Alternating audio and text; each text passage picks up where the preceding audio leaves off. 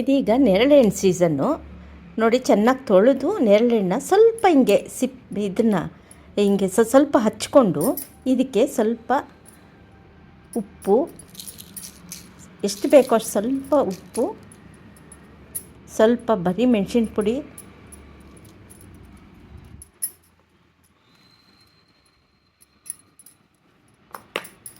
ಇದಕ್ಕೆ ಮೊಸರು ಸ್ವಲ್ಪ ಹಾಕ್ಕೊಂಡು ಹಾಗೆ ತಿನ್ನಿ. ತುಂಬ ಟೇಸ್ಟಿಯಾಗಿರುತ್ತೆ, ದೇಹಕ್ಕೂ ಒಳ್ಳೆಯದು.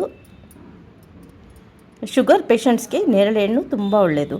ಮೊಸರು ಹಾಕ್ಕೊಂಡು ತಿನ್ನೋದ್ರಿಂದ ಉಪ್ಪು ಖಾರ ಎಲ್ಲ ಹಾಕಿರೋದ್ರಿಂದ ತುಂಬ ಚೆನ್ನಾಗಿರುತ್ತೆ. ಒಂದು ಸಲ ಟ್ರೈ ಮಾಡಿ ಕಾಮೆಂಟ್ ಸೆಕ್ಷನ್ಗೆ ಕಾಮೆಂಟ್ಸ್ ಹಾಕಿ. ಮಾವಿನಕಾಯಿ ಅಂದರೆ ಯಾರಿಗಿಷ್ಟ ಇಲ್ಲ, ಹೆಣ್ಮಕ್ಳಿಗೆಲ್ಲ ತುಂಬ ಇಷ್ಟ. ಈ ಮಾವಿನಕಾಯಿನ ಸಣ್ಣ ಸಣ್ಣಗೆ ಹೋಳು ಹಚ್ಕೊಂಬಿಟ್ಟು ಸ್ವಲ್ಪ ಗುಂಡ್ಕಲ್ಲು ತೊಗೊಂಡು ಚೆಚ್ಚಬೇಕು. ಇದಕ್ಕೆ ಸ್ವಲ್ಪ ಖಾರದ ಪುಡಿ,